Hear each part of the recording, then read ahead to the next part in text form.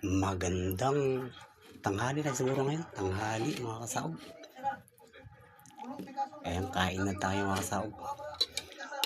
Luto na yung ulam natin na barakuda na may repolyo. May gulay na repolyo mga kasaog. Ayan. Kainan na ng mga kasaog. Kain na tayo. Tanghalian na siguro ito mga kasaog dahil anong oras na ba ngayon? Ayan, ang sarap mga kasaog. Ayan.